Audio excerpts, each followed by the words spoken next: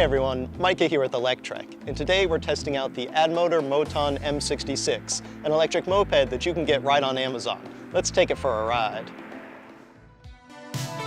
The Addmotor M-66 R7 follows the typical step-thru moped design with a low-slung frame and a long padded saddle. There's enough room up there for 2 riders, and you even get strong fold-down passenger foot pegs to give your rider a nice secure feeling. Now, something that immediately sets this particular moped-style e-bike apart from the others is the inclusion of a foot platform for the rider. Theoretically, you can put your feet up on this platform, though in actual use I found it to be a bit odd feeling since it left your knees kind of high up. Maybe this would be comfortable for some riders who don't want to rest their feet on the pedals, but I guess I'm old-fashioned because I'm a feet on the pedals kind of guy.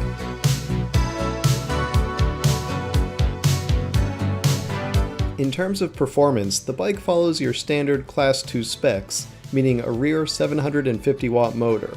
That powers the bike up to a top speed of 20 miles per hour. In practice, I was able to go into the settings and remove the speed limit, which got me closer to around 22.5 miles per hour. Not a huge gain, but any extra speed is always nice.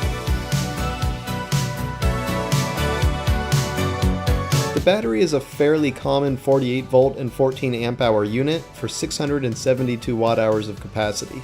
They'll tell you that can get you a maximum range of 50 miles or so, but as usual, that's the ideal conditions range when you're using something like level 1 pedal assist. If you're a throttle heavy rider, half of that range is more reasonable than the full range, and maybe you'll hit 2/3 if you're doing some actual pedal assist on level 2 or 3. The pedal assist does go up to level 5, but it's just a basic cadence sensor, not a fancier torque sensor, so if you put it all the way up at level 5, it's basically working like full throttle. The only problem with pedal assist on this bike, which is pretty much the same problem that most electric moped style e-bikes have, is that the frame is not really meant for good pedaling form. You get that high knees thing again since you can't adjust the seat. I found that scooching forward or backward on the seat could help me get close to comfortable, but still, this is definitely not a typical pedaling e-bike, so you should not expect to spend hours pedaling this thing. It's just not a comfortable long-term pedaler. This is a getting around moped, so most people are going to ride it on throttle only. Yeah, you can pedal, the pedal assist works just fine and it's doable, it's just not ideal with this type of frame and saddle. These moped-style e-bikes have trade-offs, and poor pedaling ergonomics is one of them. That being said, what you lose in pedaling ergonomics, you gain in overall ergonomics. The saddle is nice and comfortable, it's nicely padded, and you get these high bars which give you a sort of cruiser feel. Really, the only odd ergonomics issue is how far you have to reach to get back to that rear-mounted kickstand. Now generally I do like when the kickstand is this far back. It means it doesn't get caught in the pedals when you're pushing the bike backwards. The problem is it's so far back that it's kind of hard to engage while you're on the bike. Ugh. Obviously it's not a huge deal, and some people will just hop off and then engage the kickstand, or they'll remember to kick it up before they get on the bike, but if you do forget, it's a bit of a reach to get back there. Otherwise, I'm pretty happy with the feel and the design of the frame and the geometry. You even get 80mm of suspension travel from that dual crown fork up front. While you could theoretically do some off-roading or dual sport riding thanks to that front suspension, it's not like this is a serious off-road e-bike, so don't expect to go all Evel Knievel on me. This is really an urban-oriented moped with a bit of front suspension to smooth out the ride. And that's where this bike really excels. It comes with full metal fenders and lights, which are both important features for commuters and urban riders.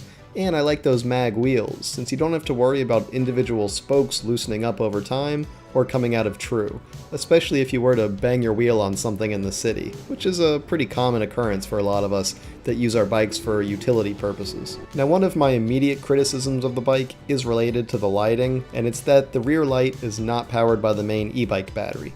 That means eventually it's going to run out of juice and you're going to have to swap the batteries. I really hate that when manufacturers don't just run everything off of the main pack. It does have one advantage, which is that the light will work even if your main battery is dead and you're left pedaling home at night, and that might be an excuse for having a system like this, but outside of that one very specific case, it's really annoying to me to not have the lights run off of the main battery. The headlight does, so why not have the taillight do it too?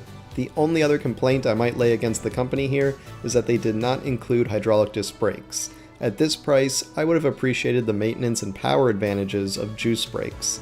That's not to say that these mechanical brakes aren't fine. I should be clear and say that they are totally sufficient. It's just that we have more elegant solutions, and for $1,999, the current price of the bike, hydraulic brakes would have been a nice inclusion. But other than the rear light and the brakes, everything else checks my boxes. I think there are other interesting electric mopeds out there for similar or lower prices that also offer a lot of utility, but Addmotor definitely contributes to variety in the industry, and even has some color options that I don't normally see in this class of moped.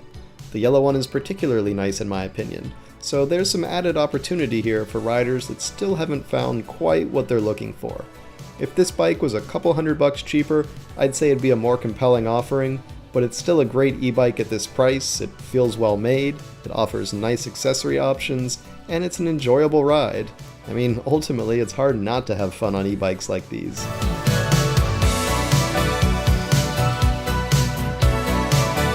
Thanks for watching, everyone. We hope you enjoyed that review of the Addmotor Motan M66. If you did, why don't you give this video a thumbs up? And don't forget to subscribe so you won't miss any of our future electric vehicle videos. We'll see you here next time.